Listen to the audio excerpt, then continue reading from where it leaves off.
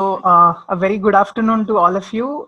Thank you very much and welcome to this session on social entrepreneurship and startup fundamentals. So here we have a very experienced and esteemed guest today, Mr. Girish Agarwal. He's into the financial services professional, over 15 years of experience in banking, and he's also led some significant escrow deals in product development, process improvements, and participating in joint venture negotiations. And he also has a lot of social impact and social entrepreneurship, which to be building himself as a person to kind of bring into change making abilities. And he also is earlier he was also managing the partner of Fino Venture Capital Services. He advised and helped new and existing entities to raise funds. And his main areas of specialty, if you would look, is social enterprise, startups, online communities, networking, value added finance advisory, process simplification and product development, venture capital, and the most important thing that any human being would look is the signs of happiness.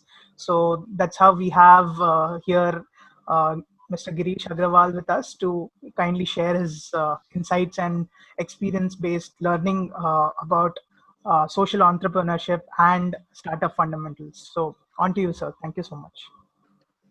Thank you, Krishna. Thanks a lot. In that introduction, what actually you guys would have heard is a lot about my position and the firms that I have headed. But the story behind that is some of them are failed ventures, which were a lot of learnings over there. And just to get a sense, should I keep a mix of English and Hindi? Would that be fine?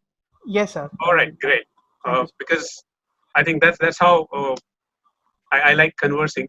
So that's the names that you would see in my LinkedIn profile. Some of them are failed ventures with great amount of learnings, and I think that's probably one of the reason why I'm here and interacting with you. It was very interesting to see the question that you have posed and Disha shared with me. So let me see how many of them we could look at addressing and solving. So, well, just to quickly share my screen, and what I'll do is set the context before we move on with the presentation. So as you know, I am with Unlimited, and I'll share about this organization later during my presentation.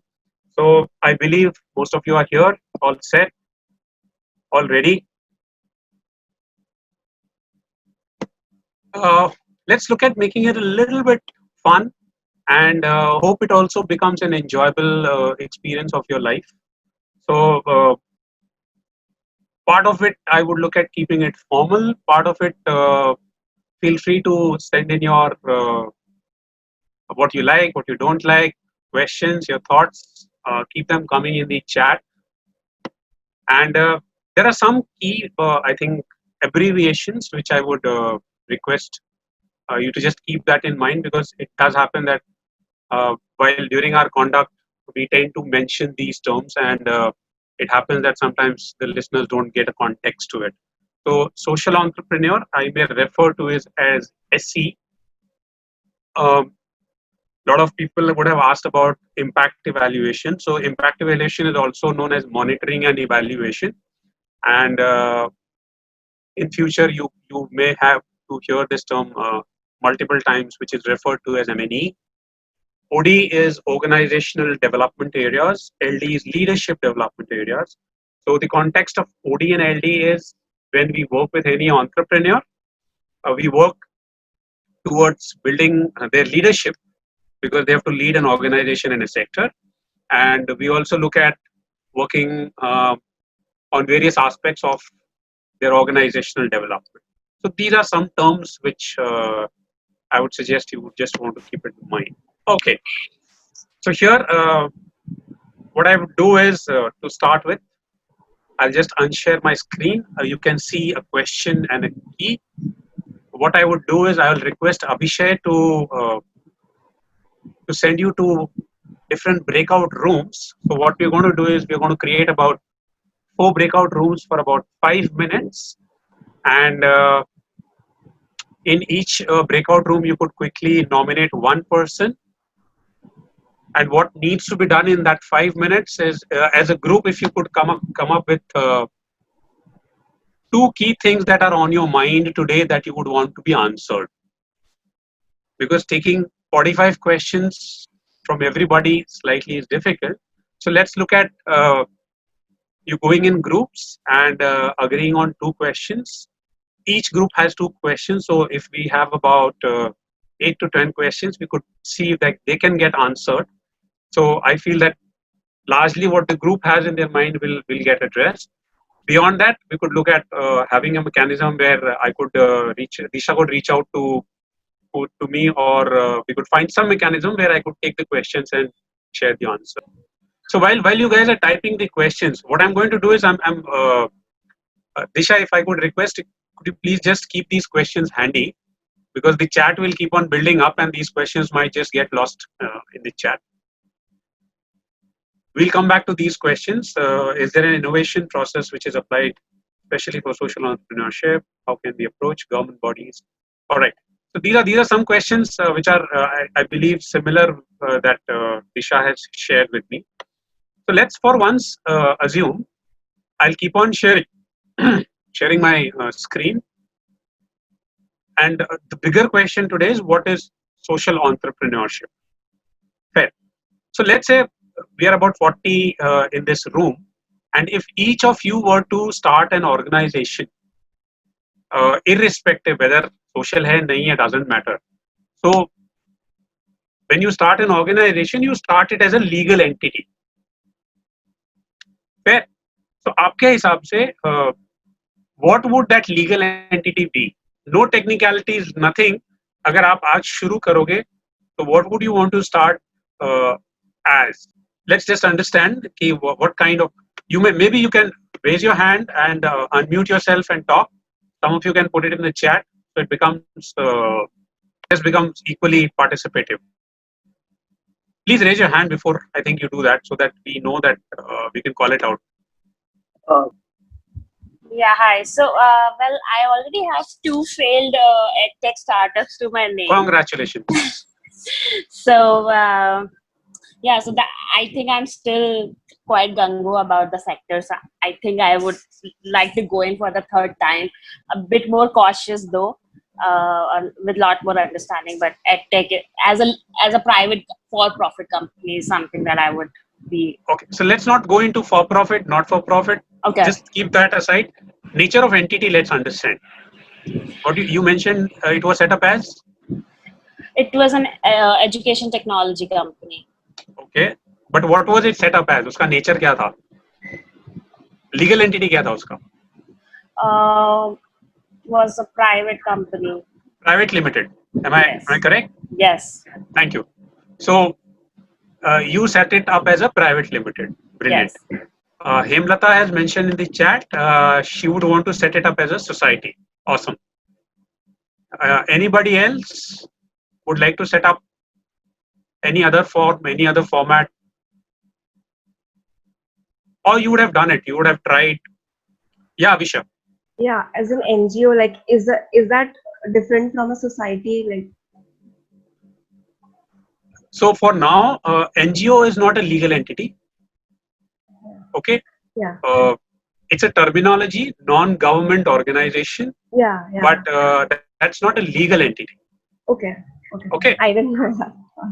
So it doesn't matter whether it is right or wrong. It doesn't matter. जो आपके दिमाग में आ रहा है ना, unless you call it out, it would not be possible for us to understand where is it coming, and we can discover that. Yeah. So for now, if you are looking at as an NGO, then we'll have to look at the next level of legal entity. Okay. All right. So we'll hold on to that. Yeah. Currently, you would want to set it up as NGO. Okay, let's hold on to that. Okay, Shashank, I appreciate your honesty. You said very little idea about different types of setups. That's also okay. Sejal has said she wants to set it up as a trust. Brilliant. That's another format. Any other form that you could think of? Okay, Sumant. Sumant has said non-profit company. Okay, I take it for now. Sumant, again, hold on to that. Anybody else? Ashish mentioned something about self-help group. I was given to understand that there is a lot of excitement, and for now, what I'm doing out here is please keep all my designations aside, and the idea is to engage in a conversation where we're able to discover as many answers as possible. Avisha, that's interesting. Union, brilliant. Kushal says partnership. Okay, that's fantastic. Cool. So what we'll look at moving is बहुत सारे formats होते हैं. I'll start with the smaller ones. When I start as an individual, I start as a sole proprietor. Right? Then tomorrow going forward, I find a friend, अच्छा लगा, compatibility match हुआ. We said, okay, let's enter into a partnership. So you can also start as a partnership. Partner नहीं मिला, you said नहीं, doesn't matter.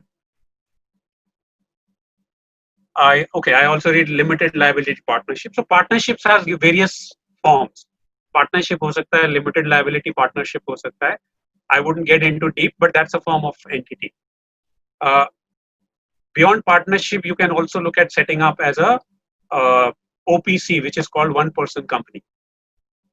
जहाँ पे आप ROC पे जाके you can register as a private limited, but that is a one-person company. आप single director होते हो. You can also set it up as a private limited, जहाँ पे you can have more than 2 directors. Okay, and then the largest form could be a public limited. You could also, somebody mentioned, you could also set it up as a trust. You could also set it up as a society. And you can also set it up as a, when you said not-for-profit company, there's a provision which is called Section 8 under Companies Act. When you form a private limited company, and if you take a permission for Section 8, then that is considered as a not-for-profit. You're still a private limited. You still have 2 directors, but the difference is one is a private limited, one is a Section 8, which is a not-for-profit. Okay. So I'll just also, मैंने PPT बनाया यार मेहनत से. I need to also take you through that. So just hang on. Huh? So this is what we are talking about, and what we touched base was these are different kinds of organizations. You can have a sole proprietorship, you can have a partnership, you can have a one-person company, you can have limited liability partnership, you can have private limited, all these forms. On the other side, you could also have a trust, you could also have a society, you could also have a Section 8 company. Okay, now just to clarify, all of these can be called as social entrepreneurs. All right, you could have a sole proprietorship that is falling into the definition of social enterprise. You can have a partnership, you can have a private limited, you can have a Section 8, you can have a trust, you can have a society. All these can fall under social enterprise. All right. A lot of people, when they think of social enterprise, the first impression that comes ki ye non-government organization hoga ya ye NGO hoga. So technically saying, there is, if you look at in the books, in the definitions, NGO is not even a recognized entity. Okay. If you go to an ROC and look for information of a private limited, it will say it's a non-government organization. Because every organization that doesn't work with the government is a non-government organization. Okay.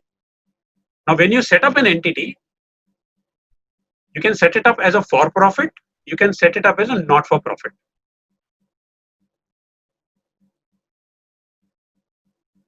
Yes, joint venture भी हो सकता है, Section 8 भी हो सकता है, HUF भी हो सकता है. There are multiple kinds of legal entities. The point here I'm trying to drive is each entity can fall into definition of social enterprise. All right. Now, when you set up the enterprise, you can set it up as for profit. You can set it up as not for profit. That's the key difference. Okay. दोनों में आपको business run करने के लिए पैसा चाहिए होता है. When you set it up as a for profit, then the customer pays for it. Whatever product, service, जो भी आप उस कंपनी में प्रमोट करते हो, बेचते हो, there's a customer who's consuming that product or service and who's paying it to you. You charge them, you earn a profit, फिर वो profit से आप अपना वापस flow करते हो and you run your business. The not-for-profit company, the consumer cannot pay the money. Somebody else has to pay for it. Right? So what you do is, since the thought process is I'm not going to make any profits out of it, but there has to be an entity who pays for it. Now, that entity could be anybody. Right? It could be your friend. So it could be as simple as I come to you and sorry, for the sake of convenience, मुझे जो भी नाम screen पे दिखेगा again I can use. Say Ashish. So I come to you Ashish and tell you Ashish, एक school है यार, मुझे वहाँ पे 10 बच्चों को पढ़ाना है और उनको साल में पढ़ाने के कुछ 1 लाख रुपए खर्च होगा. Would you want to fund? And being a good friend, Ashish, you would say, sure, take it. I'll go and teach them. And let's say all those 10 students pass with distinction. Correct? So I know that मेरे पढ़ाने के तरीके में कुछ दम है. I teach these students in a manner where they can pass with distinction. So I create a model out of it. And with your help, I come back to you again and tell Ashish, see, this is what you did. As a result, 10 बच्चे distinction से pass हो गए. Would you want to fund larger audience? You may agree, you may disagree. But I have a model now. So instead of Ashish, now I can go to, let's say, M.I.C.E. Labs. M.I.C.E. Labs is a funding organization. I can go to M.I.C.E. Labs. So I can go to anybody who's willing to fund or who's willing to support the cause of teaching children. I need to find those kind of people who are interested in paying for it. I find those people, I pitch that project, they pay me for it, and I run the program. So there has to be somebody who pays for it. The only difference between for-profit and not-for-profit is people who pay for that money. Clear so far? Great. I'll keep on addressing some of the questions that you've also I have received and you've asked for. Some people have said, यार not for profit होता है तो हम salary नहीं ले सकते हैं और for profit होता है तो हम salary ले सकते हैं. Right? So I believe a lot of you may not come from the accounting background. Salary is a head, is an expense item. It's by choice whether as an entrepreneur you want to draw salary from that project or not. There's no written guideline that if it's for profit, you draw a salary. If it's a not for profit, you don't draw a salary. No, it's run like a professional organization. So there are some legal terminologies that are used. In a for profit, you make a profit and loss account, जहाँ पे आप profit show करते हो. In a not for profit, you show income and expenditure account because वहाँ profit नहीं आता है. And you have a balance sheet. So typically what happens is now when you have a for profit setup, you know कि 1 साल 2 साल आपने काम कर लिया, the business is doing good, the model is doing good. Now you want to scale it up and take it to the next level. So what would you do? You need big players, big investors जो आपके venture में पैसा डालें. So there are different kinds of investors who put money. I'll touch base upon that level and then I'll stop because otherwise it will go into too much complexity. So जो for profits होते हैं, you would have heard these terms. You will have VCs, angels, seed funders, Series A, Series B. So these are typically the kinds of private equity. These are typically kind of money that is given to for-profit organizations. The reason is they are focused on increasing your profitability. They want more and more return on their investment. Hence, they are interested in your profitability and they would want your business to grow at a faster pace. Right? On the other side, when you look at raising money from larger players, that's where you have foundations, you have CSRs, you have charity organizations, you have high net worth individuals. So these are other set of entities who would like to put money in your not-for-profit organizations. So जब आपने not-for-profit को scale up कर लिया 2 साल 3 साल, now you know from 1,000 customer base, 1,000 beneficiary base, you want to go to 1 lakh. So in order to go to 1 lakh, your budget is 1 crore. So you would go and say to a CSR that I would want to go from X to Y. This is my budget. And since you are interested in this cause, you support education. Would you support this cause? Raise money and deliver it. They are not interested in your profitability. They are interested in your impact. They are interested in saying कि अगर आपने, if you've said you will go from 10,000 to 1 lakh, and this is the money that you've taken for doing that, have you delivered it or not? Because that's what they exist for. Clear so far? So this is how it works. Very simple. Now, in a for-profit, okay, I wouldn't go there. So again, in a for-profit, when you are making your budgets, you can factor your salary. Whether you want to draw or not is completely your choice. In a not-for-profit, again, when you're making budgets, you can factor your salary. Drawing or not drawing, again, is your choice. In an entrepreneurship journey, generally it happens कि initially आप bootstrap होते हो, you want to build the company and you say कि ठीक है, let me not draw salary for myself, let me look at taking the organization forward. So it's the same approach in any kind of model. All right. So that's as far as the legal entity structure is concerned. When you say social entrepreneurship, it can be any organization as far as legal entity is concerned. Okay. Now let's look at another difference. So, and this is a very, I would say, a very funny question that we deliberate a lot. I'll throw it out to you guys also. You all have heard about Reliance Jio. Okay. So Reliance Jio is a commercial organization or a social organization. Put it in your chat, or you can call it out. Or let's say make it simple. If it's a commercial organization, say thumbs up. If it's a social organization, say thumbs down. Yeah, so they're putting in the chat saying it's a commercial organization. Okay. No, somebody is saying both. Interesting, Rupali. Yeah. Okay. So most of you have said thumbs up. Anybody said thumbs down? I can't see any. Okay. So Rupali and Deepa, 2 people have said it is both. There's no thumbs down actually. There's no thumbs down. But why no thumbs down? Reliance Jio is providing accessibility to internet to remote areas. So many people are benefiting out of it. Why not social? Internet penetration जो आज तक नहीं हो पा रहा था, because of their advent, it's happening. It's reaching out there. So why it's not a social? Isn't that the business strategy? Okay. Okay. Pankudi said it's their reputation.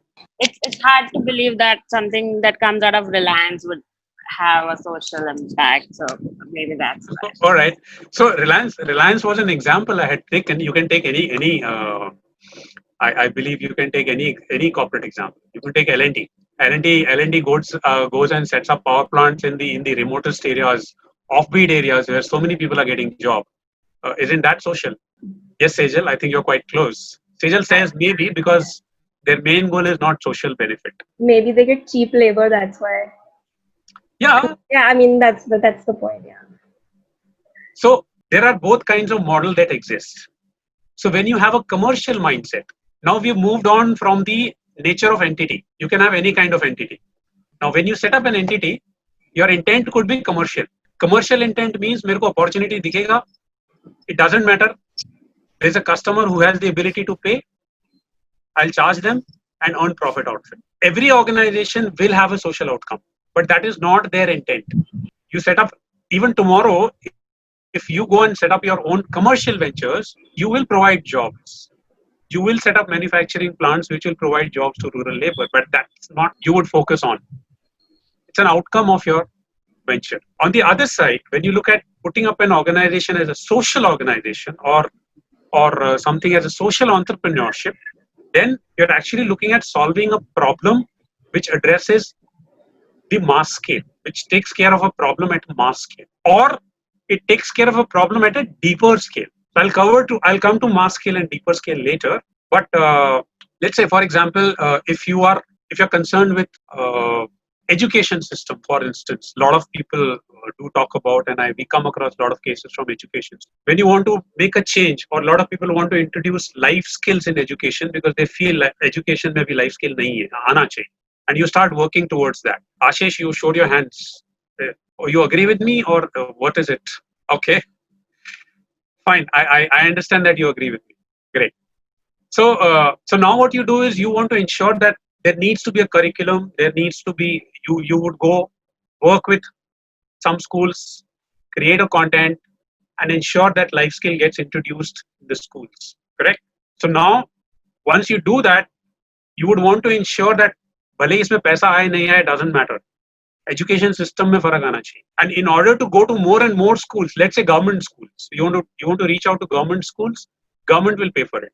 You want to reach out to affordable or I would say rural schools, a corporate entity may pay for it. But your intent is to solve that problem, right? And not look at a profit intent. And after say 5 years, 10 years, when you say you would work with 1 million students who have gone through your life skill programs, and as a result, the ability to handle stress has improved. That's the outcome you want to achieve.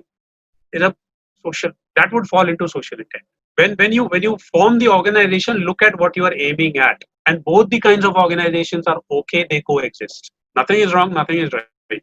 So for now, I'll park the commercial aspect of it because here we are looking at deep diving into the social entrepreneurship. So I'll maybe spend more time on the social entrepreneurship part of it and park aside the commercial organization. So far, so good. Any confusions? Keep typing in the chat box. I'll get a sense of whether, and I'll also get a sense from the number of participants. Currently, there are 45. I'll keep a tab. If there's dropping, then I know I've started getting boring. I need to change. Okay. So when you're looking at actually starting to solve a social problem or a social cause, I have been shared some cases. Is it okay if I discuss one or two of them? These are cases that have come from your side only. So yeah, and I would really appreciate if the person who shared this idea may want to talk a little bit more. And it is not with the intent of assessing the idea, but it is with the intent of a common learning. Somebody had shared about a new braille pen or braille pad for visually challenged people. I have received one such case. So if the relevant person or participant is here, I would really open it up for a conversation. Yeah. Okay. The person here, would you like to raise your hand? And Pankudi has raised her hand. Pankudi? Oh, it was earlier. Sorry. Okay. Maybe I can pick up another one. It's also something around therapy toys for physically challenged.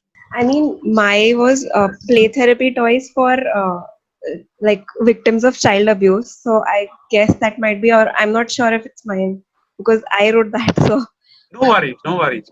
So no, the idea is just to open up a little bit of discussion to understand that when you had shared that idea, would you want to share a little bit more? Yeah. So basically, that was part of my graduation project, and so the thing was, okay, what I noticed was there were a lot of loopholes in the whole system of child abuse. Like there can be a different way to like approach child abuse, and then after that I went on researching about toys, like how do they help and how play therapy is the most effective therapy out there for children especially.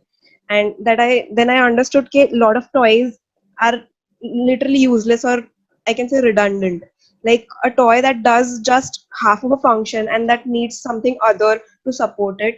So there will be a lot of toys, and then there would be like a lot of confusion for the children and the practitioner as well, as to which toys to actually give them, the give the victims and get the idea. Either the toys were really abstract to get a meaning out of it, or they were too direct to like have a broader and open-minded, like open-ended, what you can say, open-ended theory over what the child is going through.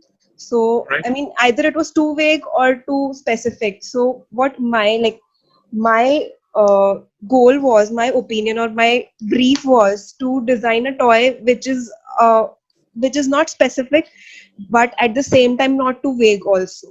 So, and that actually helps children to talk about their feelings and to play with it, and it has to be different from normal toys that other children play. Most people think that play therapy is about having cognitive toys and helping them build their mind, but that is completely wrong. If you give heavily cognitive toys to children, they would they would feel ashamed of not knowing how to play with those toys. So it has to be really simple. At the same time, it has to be enjoyable, and it has to be a marriage between too vague and too specific for the practitioner to understand like where the therapy is going. Okay. Thanks for sharing, Akshay. So there's something on your mind where you cited a need or a problem, and your intent was to look at a solution for that problem, right? What happens? I won't look at delving deep into what you've shared, but I'm saying just to build on to what you've shared.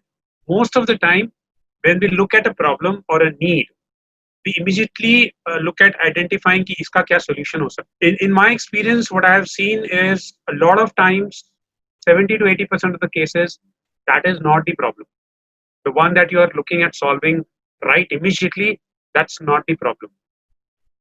And I I'm mean, sure you would have also learned in that uh, other couple of days back, you would have had your design thinking uh, workshop, where the idea is to get to the second or third level of problem, which is the real problem.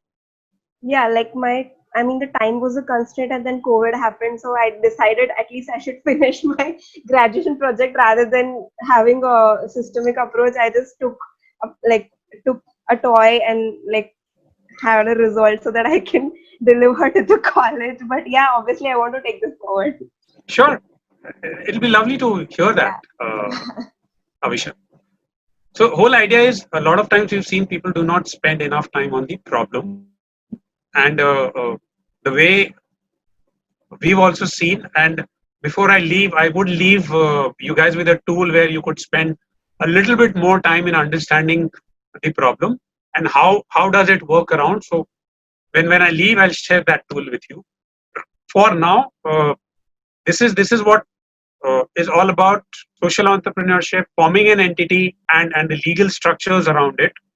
I believe. Is it okay if I share some of the examples from both the set of the worlds, for profit and a not for profit? Okay. Before we do that, what I'll do is I'll also allow you guys to take about 5 minutes of time, and I'll request Abhishek to share a YouTube link. Now, it does talk about what Unlimited does, but it's about 4 minutes.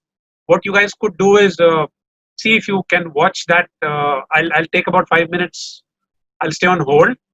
Go and watch that YouTube, and you'll be able to see some examples of social entrepreneurship and what people are doing. Once you're back, I'll share some more examples to uh, to bring clarity. And before we move on to more in-depth question and answers. Uh, Hello. Sir, Yeah, I Abhishek. have the video downloaded. So should I share it Great. on So the screen Abhishek, here? then you can play it here. That's also fine. No problem, sir. Included and loved. We want to play a catalytic role in ensuring that environment-friendly and socially responsible waste management is the norm. I want to change the way people look at farming. I want them to see it as a profitable and respectable occupation. मेरा ये सपना है कि football के माध्यम से मैं अपनी बस्ती के लोगों की ज़िंदगी में बदलाव लाऊं। Passionate individuals across India want to solve pressing social issues but face numerous barriers early on. They need a launchpad to help unleash their vision. Unlimited India finds, supports, and nurtures early stage social entrepreneurs to grow as leaders and transform their fledgling ideas into sustainable organizations.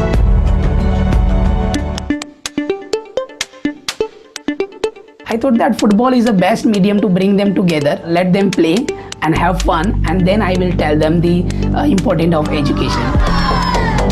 Initially, I faced a lot of challenges. Nobody was ready to believe me. I need moral support. I got that kind of support from Unlimited India. They were guiding me, they were motivating me, they believing in my idea, and they gave me access to use fund. I got a long-term strategy plan about Oscar Foundation. So this kind of support gave me more confidence to run this organization.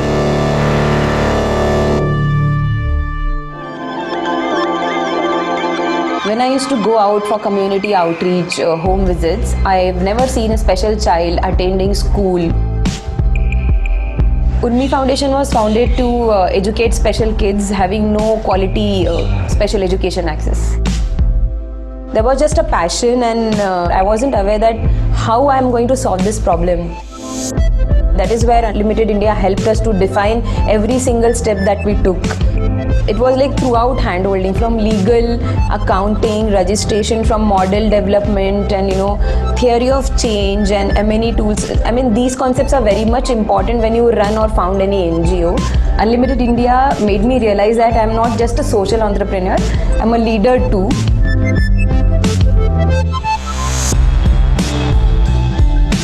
Sampoorna as an organization is an end-to-end waste management solutions company. As a social entrepreneurs, we face a crisis about finding the right balance between your actions, like where do you put your environmental priorities, social priorities, and your financial priorities. And I think as an incubator, Unlimited India played a key role in that. And meeting so many social entrepreneurs who are at different stages of their journeys was pretty inspirational, and also we felt part of a larger group and not as an isolated nutcase which is trying to do something different.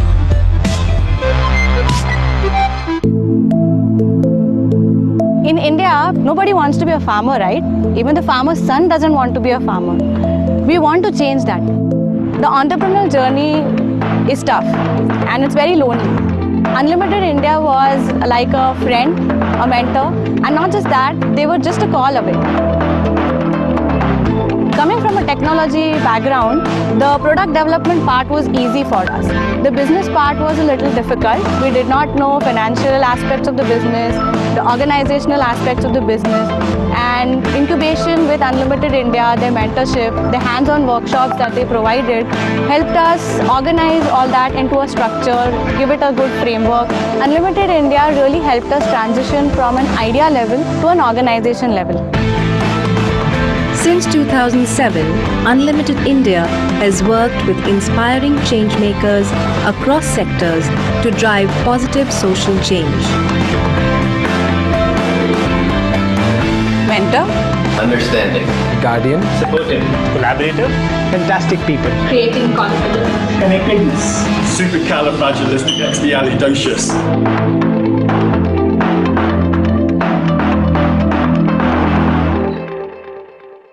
All right. You've seen four kinds of people in this video, right? So what I could do is I could pick up two from there, and I'll share two other stories outside that are not videos. So the first one is Oscar. You would have seen Mr. Rathod, Ashok Rathod. You may have heard, seen in social media somewhere. Currently during COVID times, he's exceedingly active in his community. But what he does is he uses football as a mechanism, and he comes from the fishermen community of Kolaba area, Mumbai. And what he did about 10 years back, we're sitting in 2020, about 10 years back, He himself was into malpractices, drug abuse, which is generally the case with the youngsters in the community area. So that's where he came out of it. He realized that this is not this could be the fate of a lot of young people in this community. So he said, what is the simplest way I could do? And the most cost effective way is he wanted an open playground, which was freely available. All he had to do is invest in a football. And he was able to create enough excitement among 10 to 15 students to come and play football with him. That was 10 years back. Today, fast forward 10 years, uh, his entire model is he creates interest amongst the kids to come and play football. And once they are hooked onto it, the inherent message is go and get an education. So the tagline is education with a kick. But the way he's structured his built up so far is now he's created teams under 19, under 17, under 14, role models. And the way he's been able to create his visibility, he sends his teams to play across borders. His under 19 team, boys and girls team, went to Spain to participate along with the other world championships. So that's the level at which he plays. Now he gets support from all across.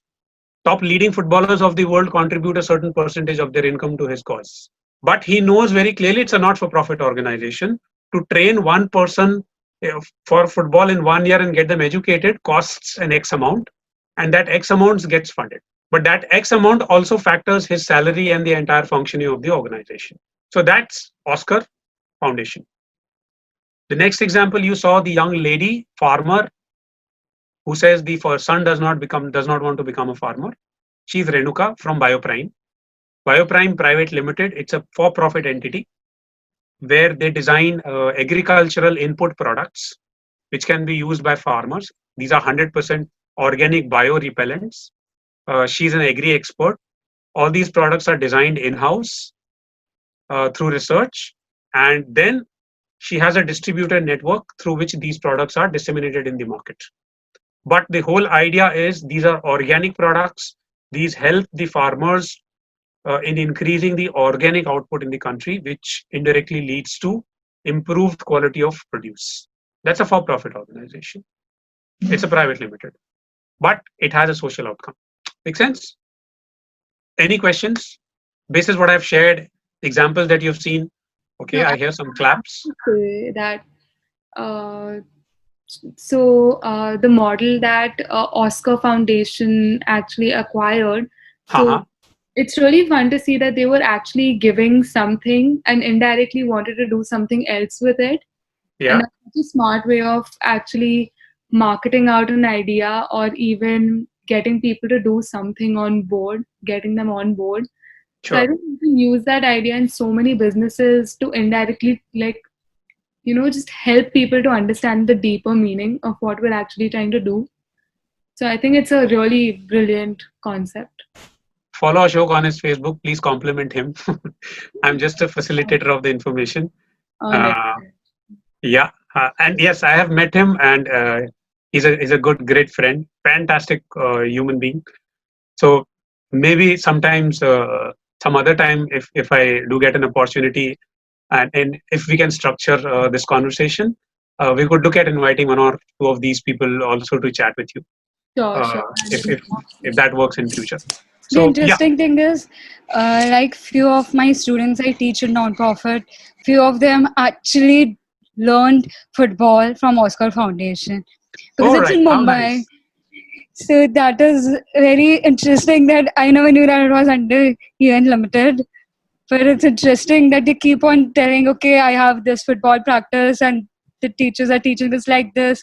They have a very good attachment also with the mentors and the coaches. Yeah, so if you go to Kolaba, now he's been able to create a full-fledged synthetic football turf, and it's actually a huge cost investment to produce world-class footballers. Now he has full-fledged diet, so now he's able to produce those, and he has a girls team as well from Chhattisgarh, where so he has a similar program running in Jharkhand, Chhattisgarh. But it's after 10 years of hard work that he's been able to create that and do it. It takes time to evolve, but yes, that's where he's been able to reach out to. So, Sir, I have a question over here.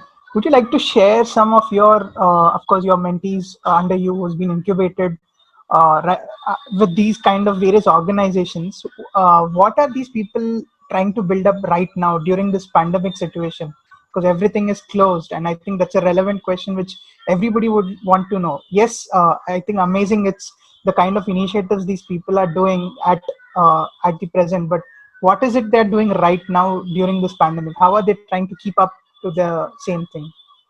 Sure. Yes. So it's a it's a larger debate. What I could do is I can just, since we are talking about Ashok, I can share what Ashok is currently doing in these times.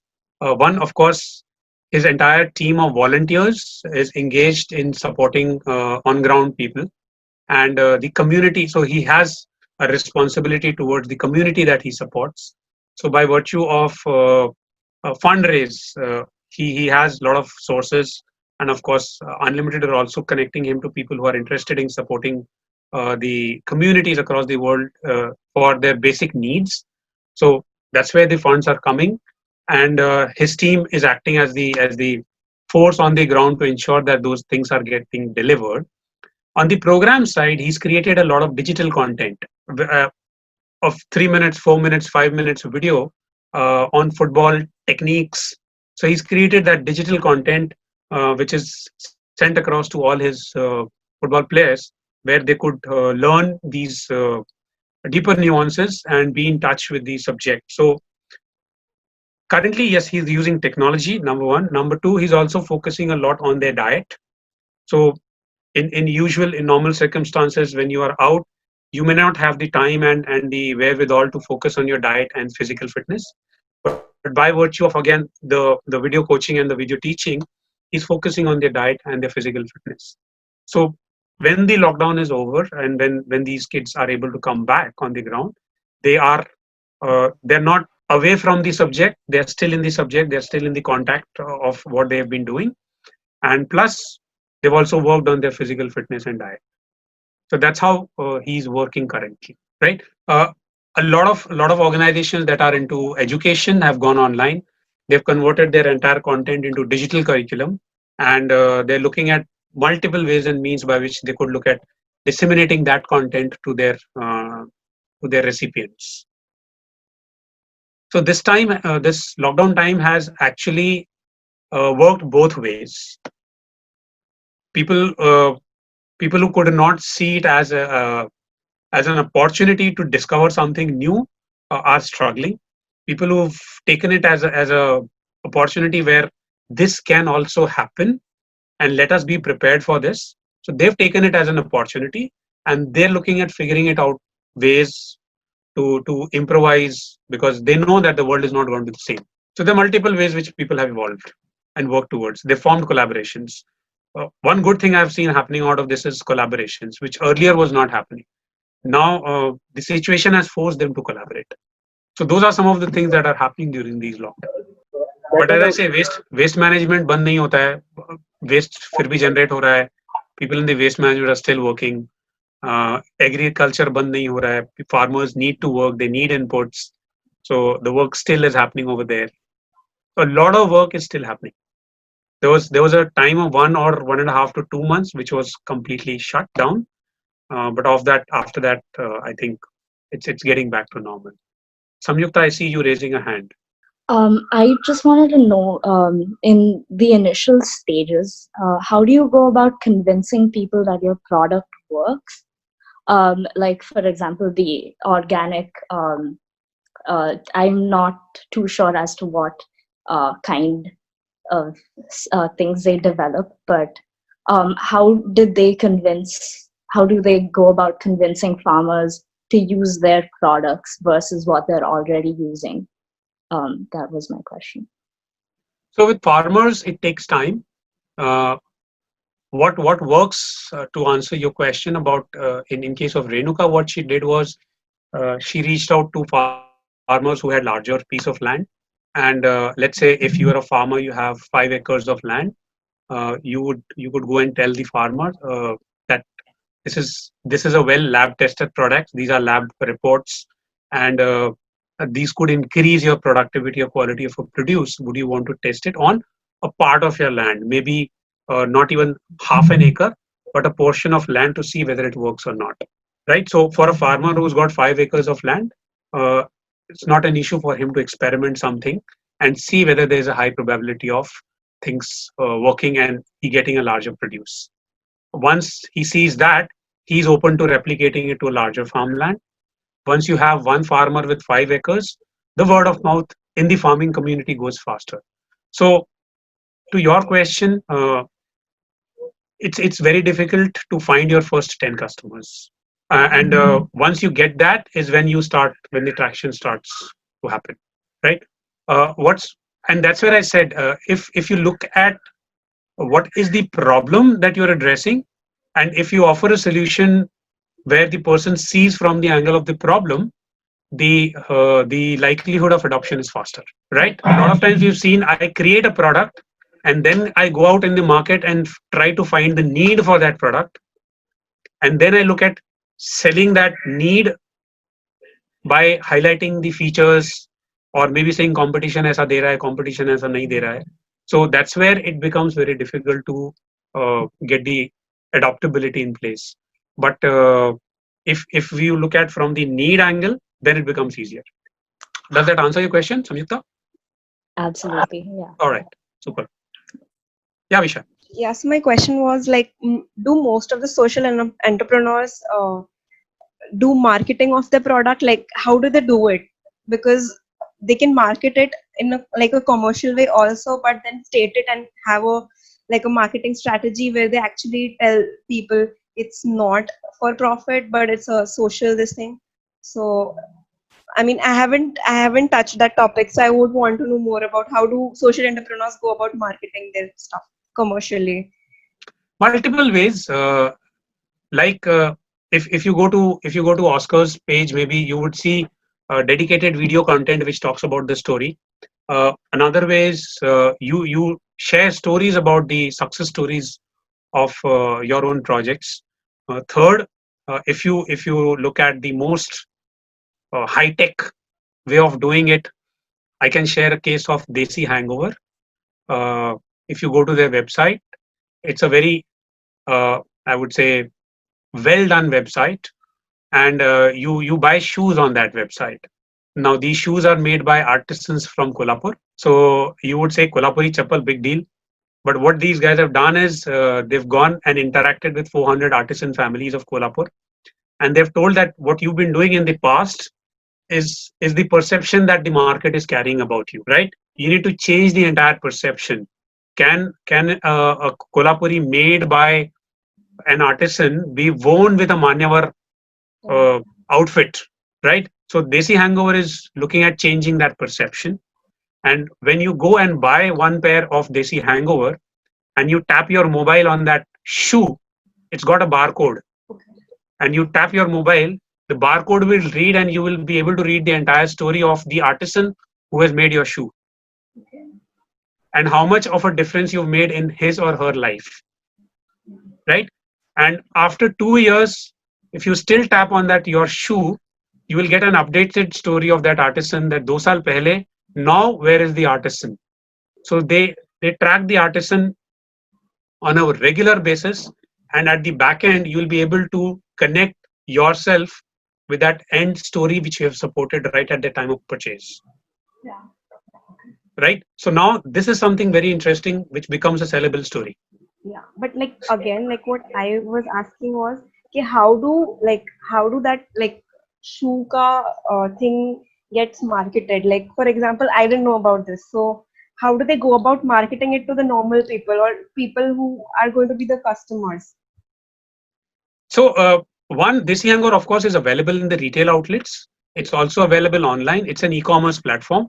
So you would look at marketing your product like any other e-commerce platform. You will do SEO, SEM, digital marketing, Facebook marketing, and create interesting videos which you will promote through social media.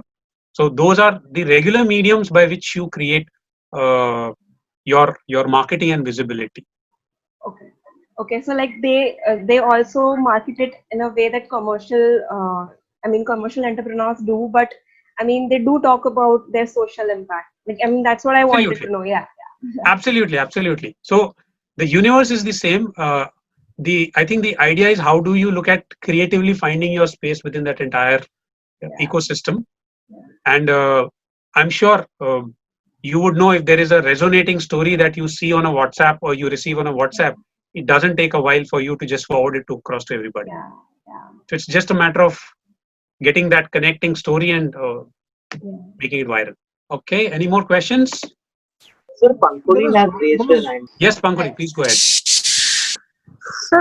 So there's a lot of cynicism when it comes to supporting social organizations because people find a lot of inefficiencies in the system. For example, for every rupee that you contribute, what is the impact that you actually end up getting off that each buck? So is there like a central body that kind of gives ratings to the organizations? I know a lot of individual organizations like Give India and all do that, but is there like a central system that uh, helps in building a credibility for the organization, because the complete picture doesn't always come out uh, with non-profit especially. All right. So what I hear from your question was, Pankuri, that you're looking for a centralized accrediting system that acknowledges the work that you are, provide you some credit rating, which would become easier, which would make it easier for you to go around. And is it related to raising funds? Raising funds and also showing impact, because a lot of times the number of people impacted doesn't always show the efficiency of the organization. It's also about what is the value for money that the organization is generating for example, an impact investor, or to create a certain kind of perception in the market for the organization. So I would say a social entrepreneurship is no way different from commercial entrepreneurship. It's the same struggle that a commercial entrepreneur will face with a VC, like a social entrepreneur will face with a CSR or a foundation, because the pie is limited. And what would matter is if you're able to. So in your case, from what I'm hearing is you're looking for an impact system that will help you convey your impact in a more structured manner for the other side or the other stakeholder to hear it out, right? And that's, I think I understand your concern, and a lot of people have that concern, but it's a matter of sitting down and putting those things out in the paper, on the paper, and figuring it out what you're working towards, what is the change you're looking at creating, and then it is easier to build a narrative for your stakeholder. Now the challenge is that we look at conveying the same message to every stakeholder. That is, I think, something we'll have to look at doing it differently. The story that I tell to an investor versus the story that I tell to my teachers, or say to the principals or to the government authorities, the story would be different. So while I have my facts in the place, the way I present it would be different. So I mean, if you've had a different experience and you want to share it in detail, we could speak offline and hear it out. And if there's a need for me to connect you to somebody who can work with you on your impact, I'm happy to do that. So that wherever you're stuck or whether you want to, let's say, work out in detail, we could at least facilitate that conversation. Sure, that'll be great. Thank you so much. Yeah, cool. So I'll also quickly share one of my favorite stories. He's a guy by the name Sharad Patel. He's a not-for-profit organization, and he's based out of Lucknow. His organization's name is Badlav, and he works with the beggars community of Lucknow. Now, his entire motive is to work with, to reach out to 4,500 beggars in Lucknow and get them out of beggary. He started about a year and a half back. And when he started, again, I think this cannot get worse than this. As we all are looking at uh, challenging ourselves in terms of how do we convince somebody, or how do we sell our product or service. Now, here is the case where he's looking at uh, asking a beggar to get out of beggary, which is one of the most challenging spaces. And what really moved me is uh, in order to understand what he needs to do, he actually sat down to beg with them, and he decided that he'll sit down and do the begging for 7 days. But looking at their condition, he could not continue for more than 2 days. But that's also brings an interesting element of design thinking. When you're looking at spending time from your beneficiary side, you get the real hang of where is the problem, and that's where he started working. Today, in a year and a half, I think he's been able to get about 132 beggars out of beggary. And when I say out of beggary, a lot of them have gone back to their families, because a lot of times you come to town to make a living, you're not able to make a living. Mentally, it becomes difficult for you to go back, and you get trapped. So he's been able to send a lot of people back to their hometowns.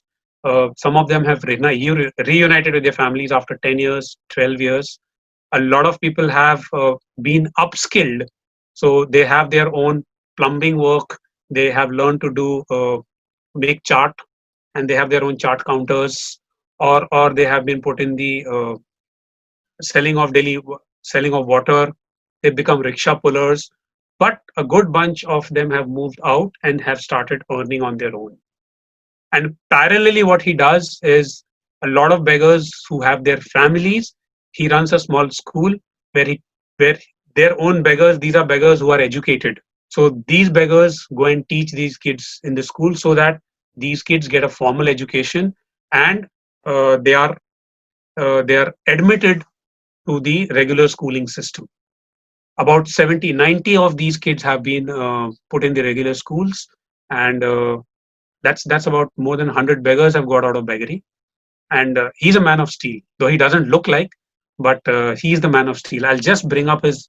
I had his picture on the presentation. Just a second. So we covered this. We covered this. We covered this. Come to this later.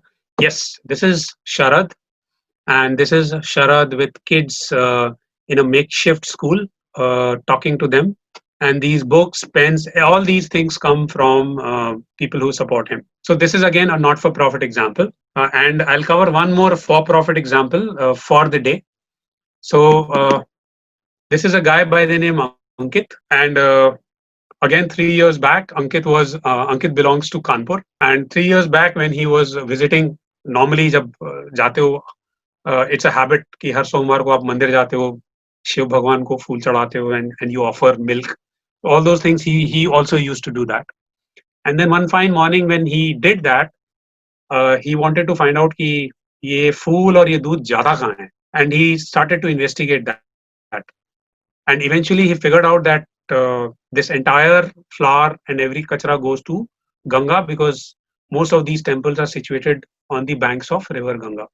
So the river was getting polluted. Now what he did as a solution, he went and spoke to that temple and said, do not dispose these flowers in the temples, in the river. I'll pick them up.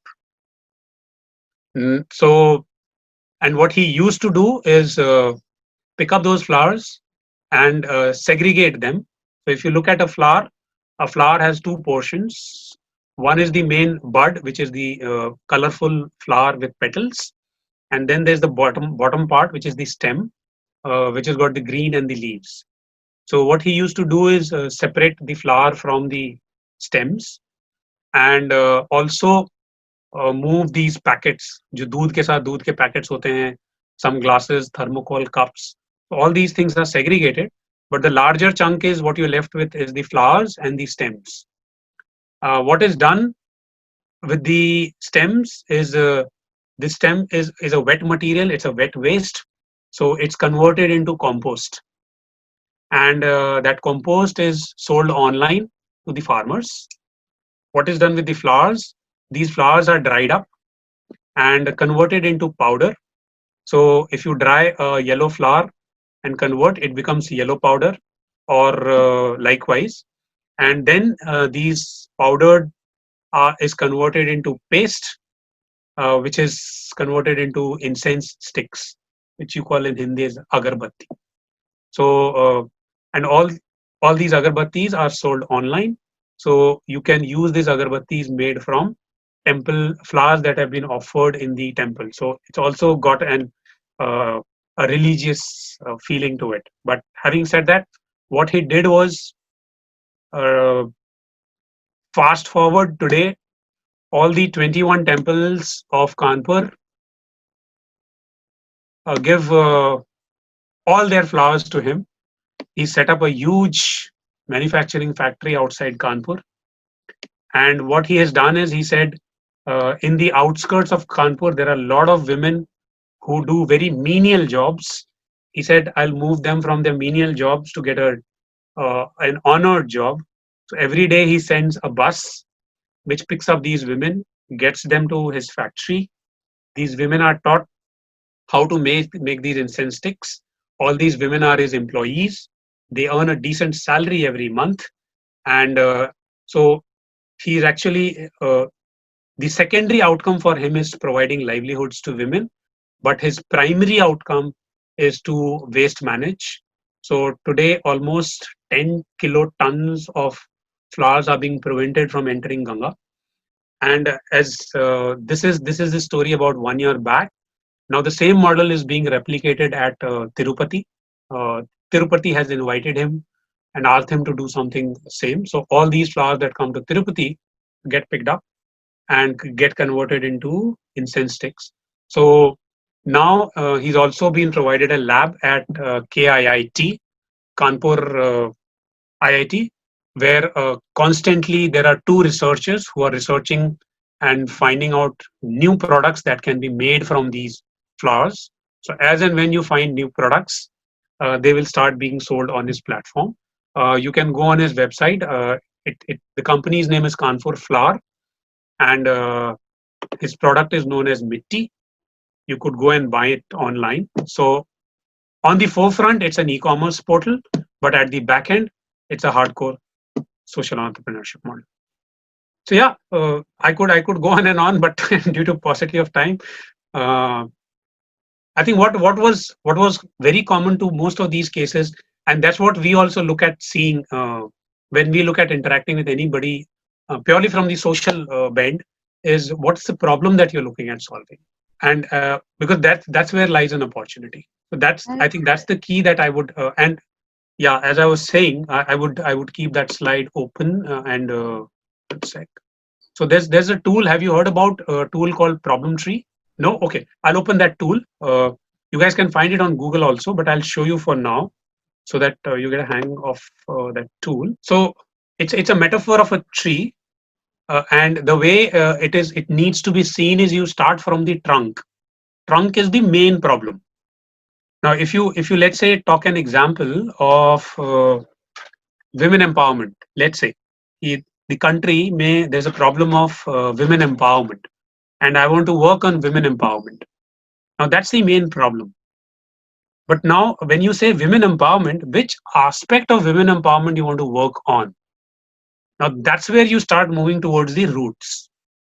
So in women empowerment, you could look at thinking about, let's say, gender. You could look at girls' education. You could look at menstrual hygiene. You could look at women employment. These are these subsets of the main problem. So that's where the main root begins. Now within that, you'll figure out a further. So when you know, okay, out of these 3-4 streams, you would want to work on one stream. Let's say women employability. Now the rest three are not something that I would want to look at. Within women empowerment, I would want to work on women employability. Now, when you look at women employability, there's a next level of roots. So within women employability, what do you want to work on? Do you want to look at providing them, do you want to become an entity that ties up with the corporates and ensures that abhi jitni unemployed women hai, you want to get them employed? Or you want to enter into a particular sector where you feel skilling them will give them a lot of avenues of getting a formal job or a formal income, or there could be any other way where you want to ensure that they get a livelihood. It could be an employment, it could be a self-employment. So that's the third level. Now you say, I want to work with women and ensure that, for example, I want to get them skilled in tailoring so that they know how to stitch, and they have sewing machines at their home, so they can at least look at sewing some things and generate a livelihood for them.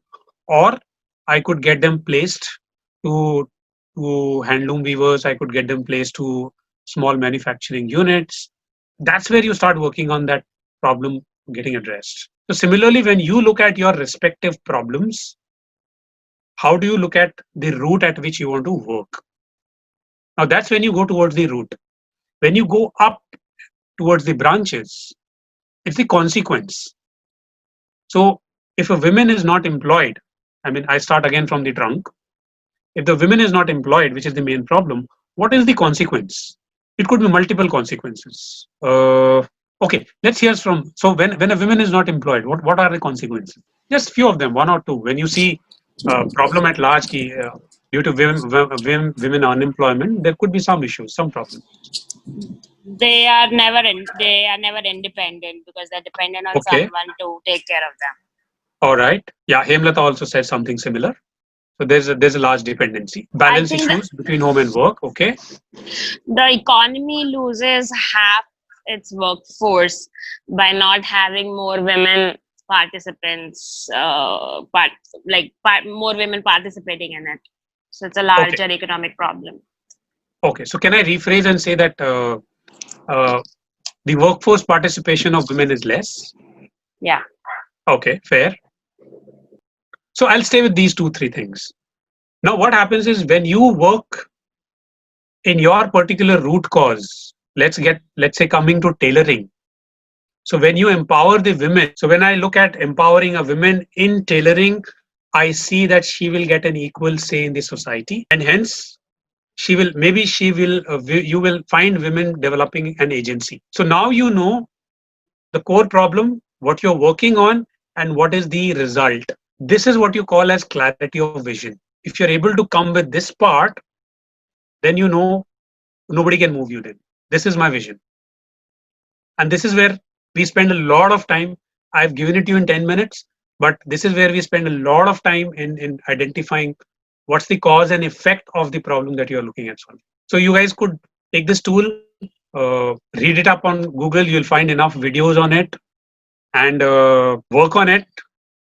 I'm sure it'll allow you to streamline and get a better hang of an understanding of the problem that you're looking at solving. Girish, I have 2-3 questions which Yes, people have sent Disha, me please. just Please. right now.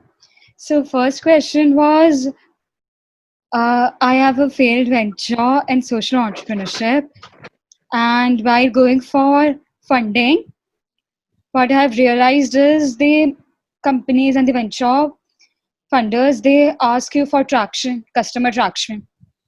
Okay. And the proof of concept. But we do not have the budget at hand to carry forth with our vision for the startup.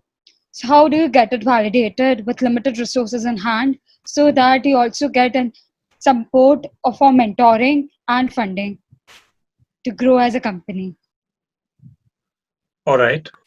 Just adding on to the same question, this is some question which one of the participants asked me as well, that how does a social entrepreneur face issues while raising funds from investors than a normal entrepreneur? No difference. Krishna sir, there's no difference. They face a similar challenge as that of a social venture. So the difference, I would say the similarity is in convincing. So how effectively are you able to narrate your story? It's about that, and to an investor, you got to show that the money that he's going to invest will generate multiple returns for him. If that investor is able to see that, he'll be willing to invest.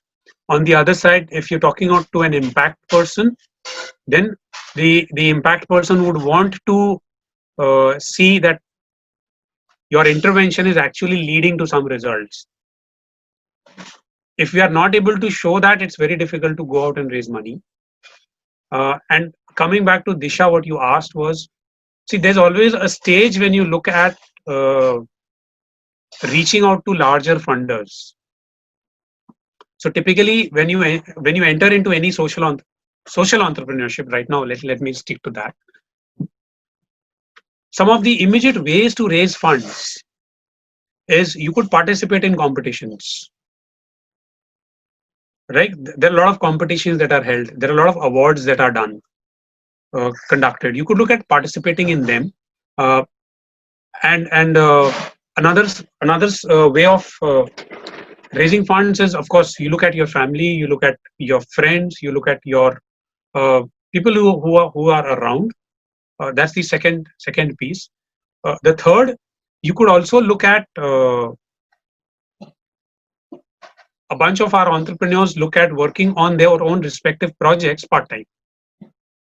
So when you start, you have something on your hand. It could be a job, it could be a consulting assignment, but there's something on your hand and you're working on your project parallelly, which is absolutely fine, nothing wrong in it. And after a year or so, when you have a proof of concept, then you know, okay, this works. And then you start to think, okay, what's the next stage? How much money do I need? Because mera need ho sakta hai 1 lakh ka ho, but I would want to look at raising 10 lakhs. And if I go and start a conversation about 10 lakhs, nobody's going to entertain me.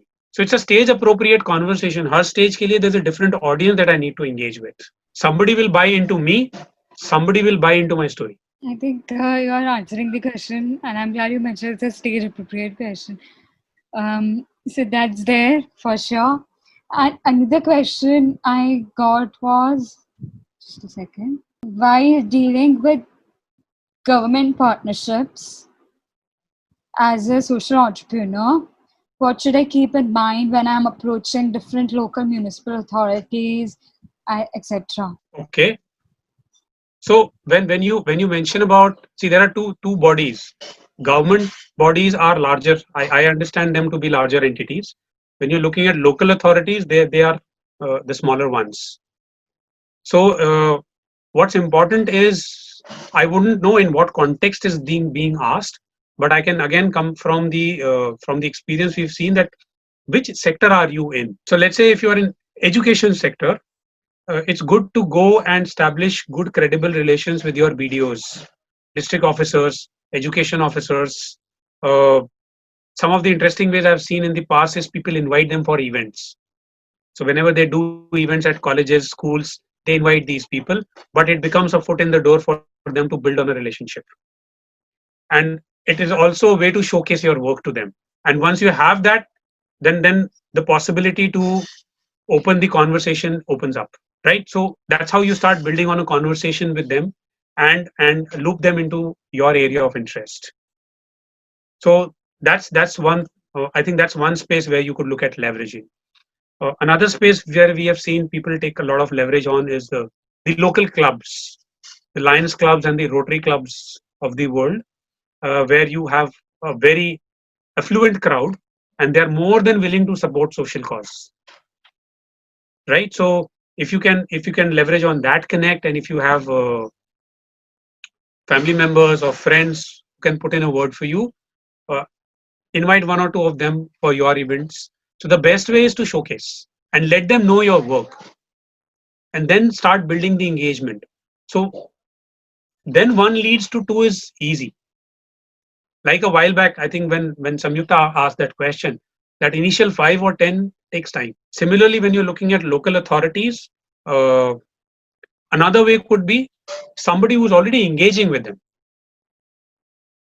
So let's say we come in contact, you know that I'm working with a project and I'm also interacting with the government, and I could look at requesting you. And if I am pretty much supportive of your program, I wouldn't mind introducing you to them. So these are warm connects where you could look at building on and reaching out to them. Does that answer, or was Yeah. it? So the person is asking, like, in the field of healthcare particularly, which are the authorities should I approach? Okay, I'm not a healthcare expert, but Yeah. all I would say, these are your what kind of audience you want to reach out to. If you want to reach out to rural areas, there are a lot of ASHA workers.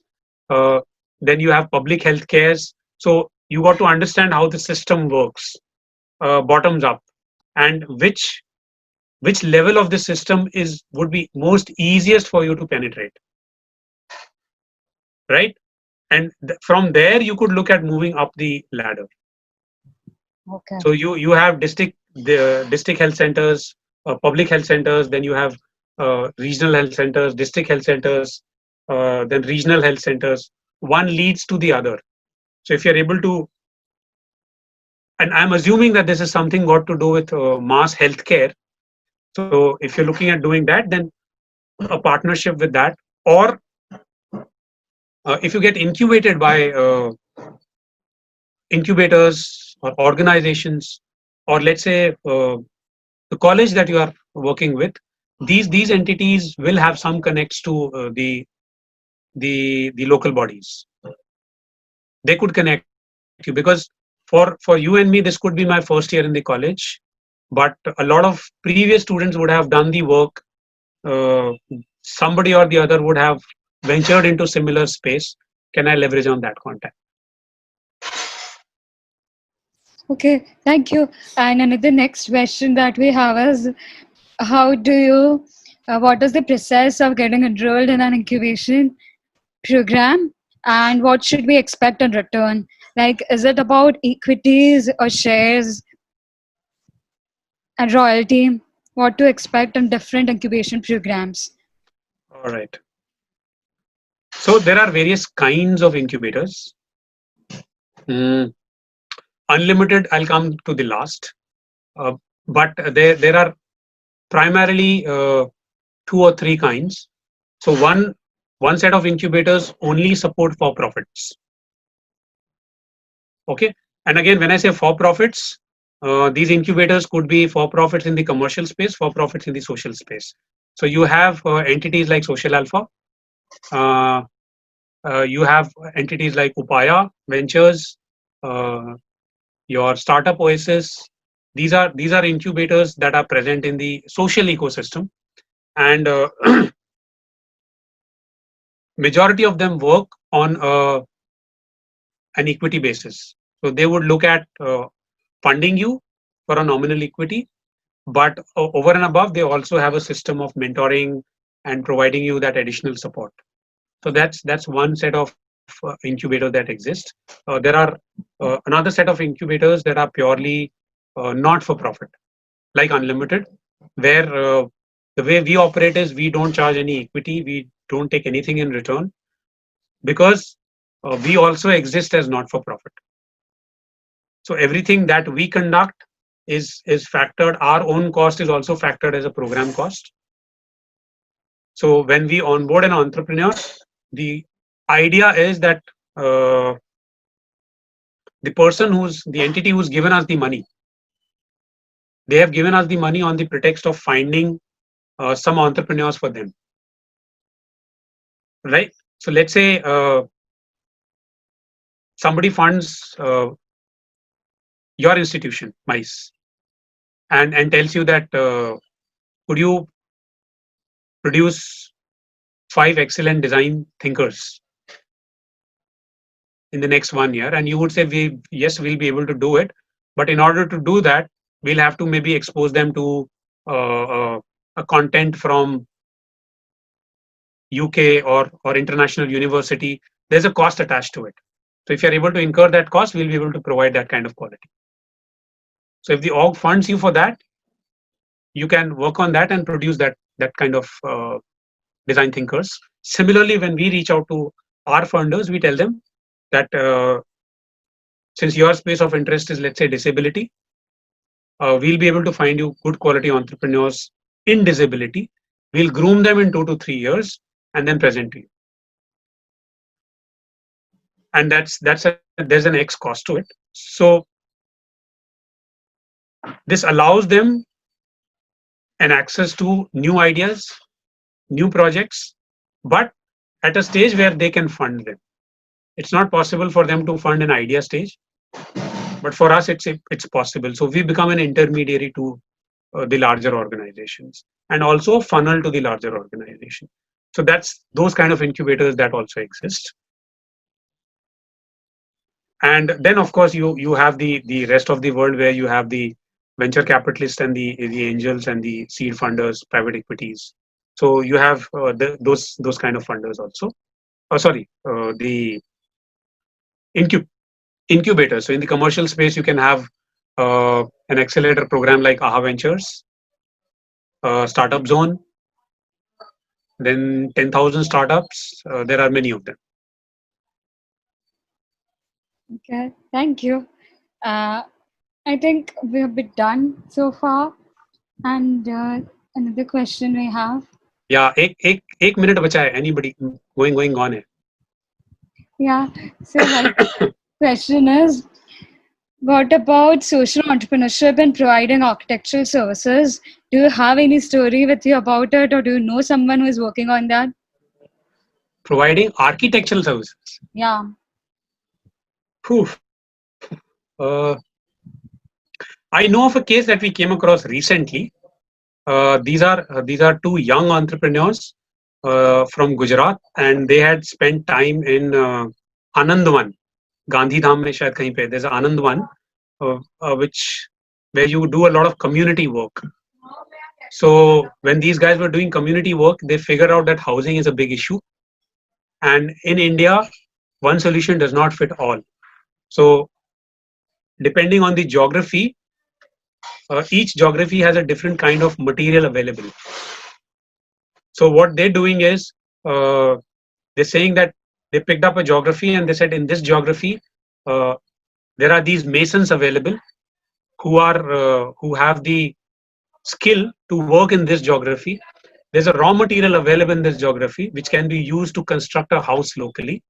So by using the material available locally, by using the power of the masons available locally, and we create an ecosystem of building houses which are more conducive to the environment in that geography.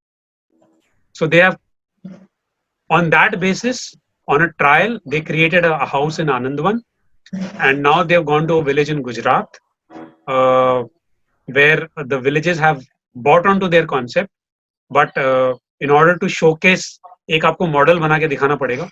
So they've built a public toilet out of the local material and using the local masons. Basis that now they are getting projects from the villagers. So now villagers who had land, they've said fine. Some of them have given the contract to build houses. So now they are moving on to building more and more houses. Just very early stage, but that's something interesting that we came across. Okay. And another question that we got is, do you know any project which is made on waste materials like jugaad materials, you have it, machine parts or anything related to social entrepreneurship? See, the moment you look at waste processing, that itself is a social. It needs, so if you're looking at environment, like the flower guy, he's looking at processing flowers. So at a larger level, you see that the waste is being processed. Now, within waste, you have various kinds of wastes. Dry waste and wet waste is the larger umbrella, but then within that, you have paper, you have e-waste, you have plastic, you have metal, multiple kinds of wastes. So I know one of our entrepreneurs, what he does is he uses the radiwalas. So what happens, so what he does is the radiwalas are part of his network, and I can reach out to a radiwala when I want to sell my radi. So on his app, I can just call a radiwala. The guy will come and pick up my radi. The money will not be given to me. The money will get credited to my digital account. And on the digital platform, there are a lot of social causes. I can pick up a cause and the money will be channeled to that cause. So indirectly, my radi is getting utilized for a social cause. But at the same time, the radi that gets collected, he has a processing center at Dahisar. So all that entire waste gets processed into multiple wastes, and then it is handed over to the recyclists. So that's how the entire waste processing is happening. But there are umpteen number of models that are functioning in the waste space. There's upcycle, there's recycle, there's reuse, uh, many of them. You could check out Arohana. Uh, it's an upcycle project that makes gifting products, corporate products out of wafers and chips के packets जो आपके आते हैं उससे.